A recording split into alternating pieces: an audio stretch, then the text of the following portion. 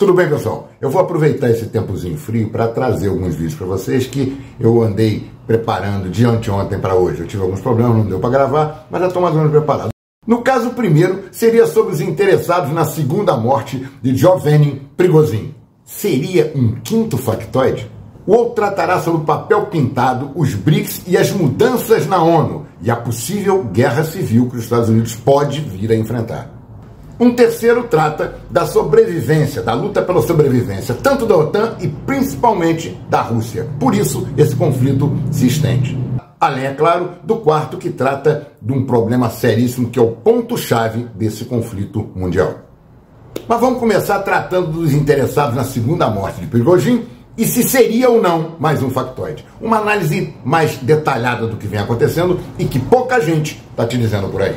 O mais engraçado é que esta segunda morte por acidente do avião de Prigozhin, que eram relações públicas de luxo do grupo Wagner, também vem num momento muito curioso. O enredo conta também com a declaração de Putin já admitindo a morte de Prigozhin, mas eu achei muito espetaculoso. Filmaram o avião em parafuso, depois caindo e em seguida as imagens dos destroços em solo. Muito detalhe, muito na cara, muito feito, parece filme de Hollywood. Mas o mais irônico e curioso de tudo isso é que as aeronaves que hortaram os céus da África de sul a norte, da Europa, passando sobre o Mediterrâneo, e não havia necessidade de pousar em Moscou, nem para abastecer, pois poderiam ter rumado direto para São Petersburgo, com uma reserva de 25% de combustível, como manda o plano de voo. Agora, podiam pousar em Minsk, na Belarus, economizando 130 km do trajeto. Por que pousaram em Moscou, que ficava fora da rota, e não seria um local ideal nem seguro para qualquer Wagner, caso tivesse havido a tal insurreição, que não foi registrada em nenhuma foto, nenhum filme, bem diferente do que aconteceu nesse caso, além das grandes narrativas da mídia tradicional ocidental. Só isso, só história. Ponto pacífico nessa discussão é que o Legacy 600 não foi atingido por um míssil, nem por um drone kamikaze e muito menos por uma pedrada. Isso fica claro na imagem da aeronave em parafuso sem uma das asas no dia 23 de agosto. Data, inclusive, que marca significativos acontecimentos na história em 39, em 42 e em 43. Sobre as causas do rompimento de uma das asas desse avião, que decolou do aeroporto recentemente modernizado, extremamente monitorado, no caso, o internacional Moscovo-Sheremetyevo, que figura entre os 10 mais modernos da Europa. Agora surgem teorias de que houvesse uma bomba colocada numa caixa de vinhos raros entregue ao próprio Prigozhin, algo muito improvável devido à extrema segurança. Também se especula uma outra teoria mais plausível que teria sido a colocação de uma bomba embaixo do trem de aterrissagem, abaixo da asa direita, que se desprendeu durante o voo. Mas o mais curioso em tudo isso é que os grandes líderes normalmente não viajam no mesmo voo. E lá estavam dois dos principais comandantes do grupo Wagner. O Prigozhin estaria viajando no mesmo avião que o Dmitry Valeriyevich Putin. Pesa também nesse episódio o fato de que Prigozhin, em 4 de julho, teria se insurgido contra o Ministério da Defesa russo, diretamente contra Sergei Shoigu, não contra Putin, como foi alardeado pela mídia ocidental. O acidente pode ter sido uma deixa para que outro Sergei, Vladimirovich Surovikin, que é o general preferido no campo de operações e o mais talentoso de sua geração, seja remanejado para a África no comando dos Wagner. Vamos aguardar. Primeiro, ninguém tem certeza da morte de Prigozhin.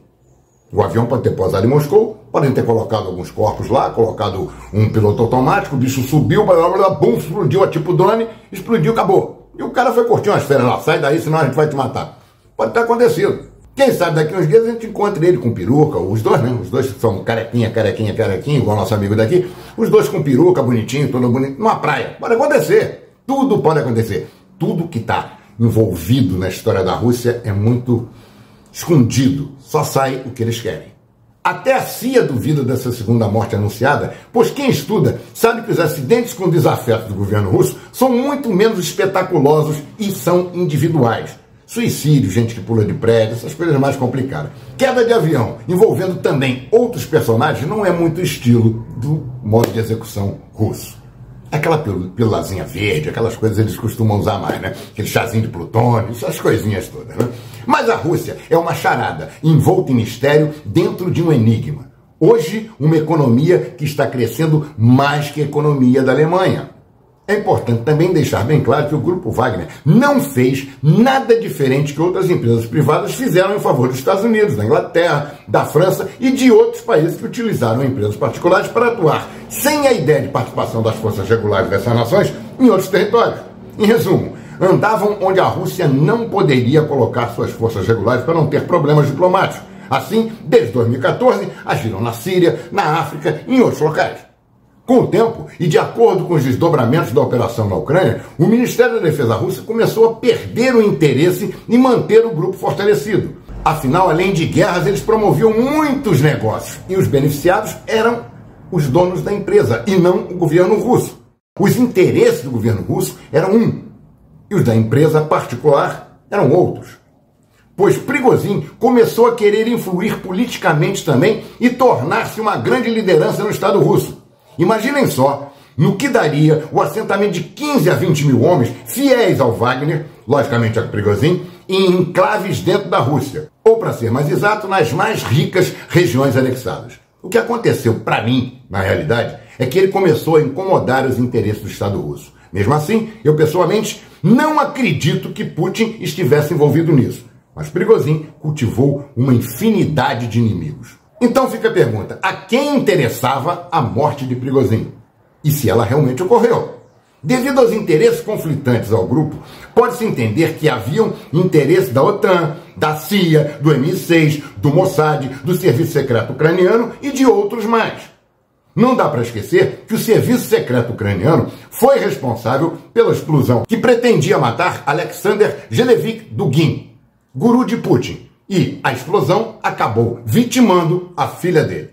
Tudo isso nos remete a uma frase de um filme antigo e célebre que diz o seguinte: os ideais são pacíficos, mas a história é violenta. Além disso, e dentro do próprio grupo, existia um interesse de afastá-lo para que o próprio grupo Wagner continuasse existindo, já que o próprio grupo e o mundo inteiro entendeu que Prigozhin estava ficando muito maior que o próprio grupo Wagner.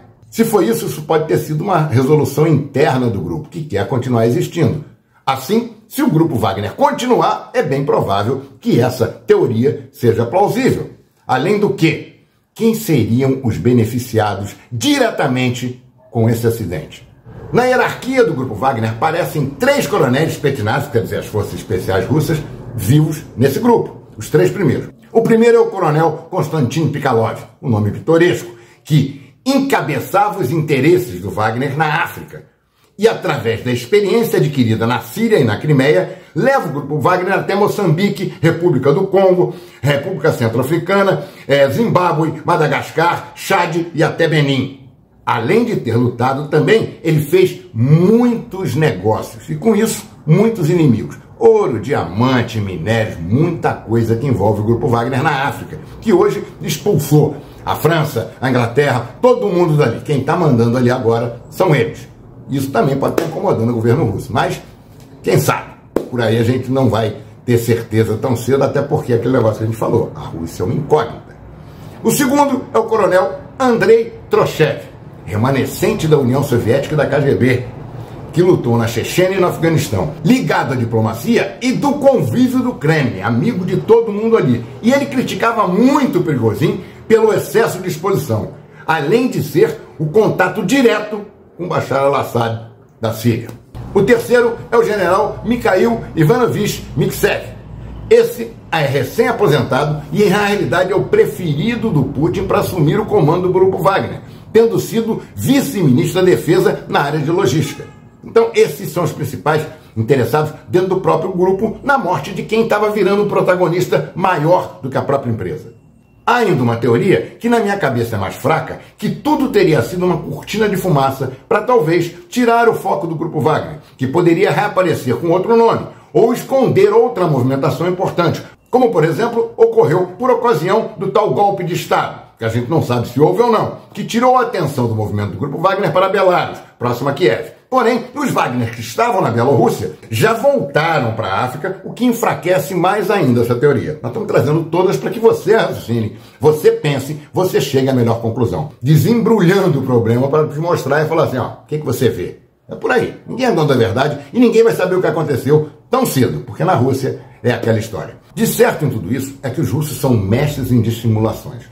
Na década de 80, por exemplo, o coronel Vitaly Sergei Yurchenko, mais conhecido como Yurchenko, a fim de proteger o melhor agente russo ativo nos Estados Unidos, que era o Aldrich Ames, conhecido no Ocidente como Rick Ames, finalmente preso em 94, mas que fingiu uma deserção após 25 anos de KGB. Além do mais tarde, retornou à Rússia, sendo posteriormente condecorado com a Ordem da Estrela Vermelha pela operação de infiltração. Fez o Ocidente de bobo. O curioso é que, desde o publicitado acidente, imediatamente começou o repatriamento dos membros do grupo Wagner, que estavam na Belarus, lá na Bielorrússia, rumo a Moscou. Especula-se que os mais operacionais, os mais de campo, podem ser incorporados ao Ministério da Defesa russo, de onde podem ser enviados ao Donbás, ou à África, de onde teria retornado Prigozhin antes do suposto embarque no suposto acidente. Mas o mais provável é que essas tropas rumem para a África, onde atuariam reforçando posições de outros que já estão lá, na Tríplice Fronteira, convidado pelos líderes africanos, em Mali, Burkina Faso e no Níger. Possivelmente seriam usados como base avançada no combate a todas as formas de terrorismo criados pelos líderes ocidentais, tais como Al-Qaeda, Boko Haram, Estado Islâmico, essas coisas, bem como no Magreb, uma invenção francesa localizada no noroeste da África, incluindo a Líbia, Marrocos, Mauritânia, Argélia, Tunísia e parte do território do Saara Ocidental.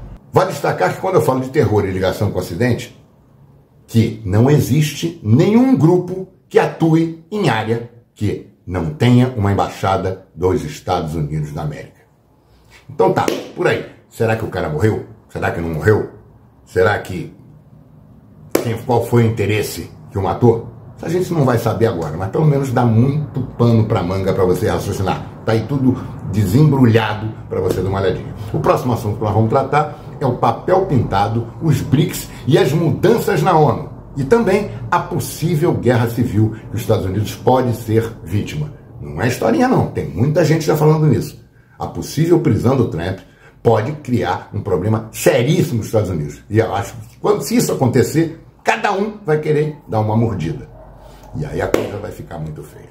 Mas isso até o próximo.